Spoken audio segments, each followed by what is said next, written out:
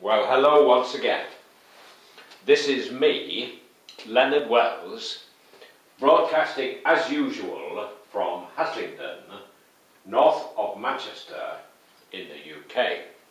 Today is Thursday, the 27th of January 2011, and it's bitter cold here, I can tell you.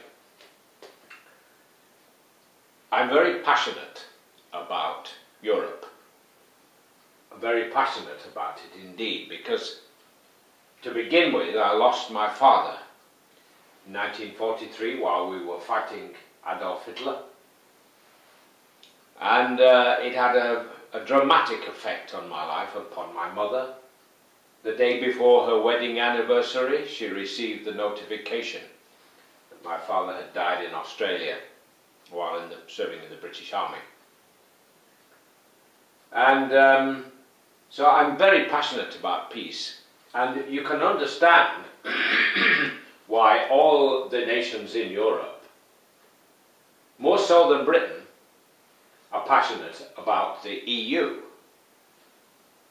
Because for 2,000 years, all the nations of Europe, particularly the nations of Europe, have fought each other to the death.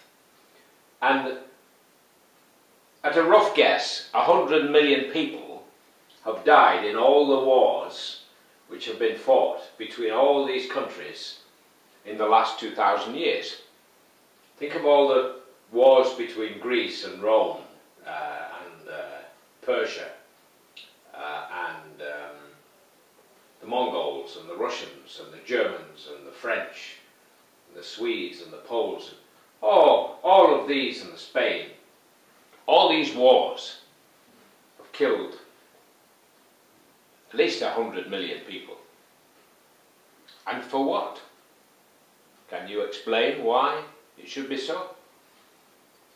Well, if you think about it, if it's all one country,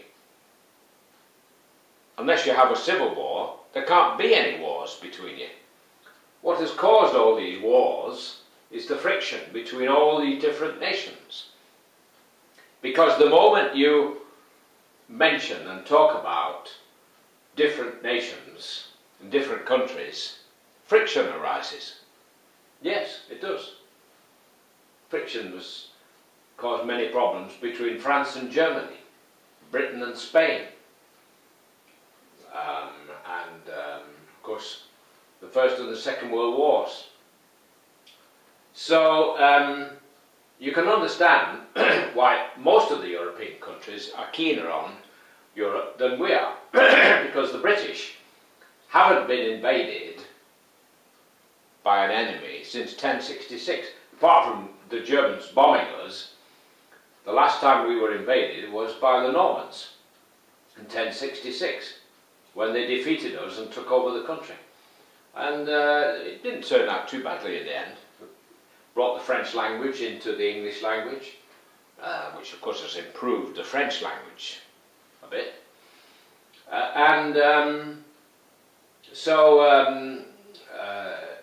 This is why the British have never really grasped and understood the idea of Europe, because we have been able to consider ourselves aloof, indifferent, right, slightly superior sometimes. We think we know, we do things best, and we have this long history which we keep reminding ourselves of, with all this palaver of dragging the poor monarch out in a tarted up horse and cart in order to remember our glorious past.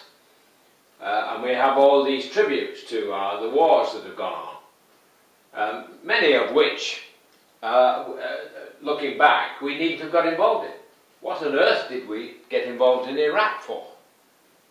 What on earth are we doing in Afghanistan?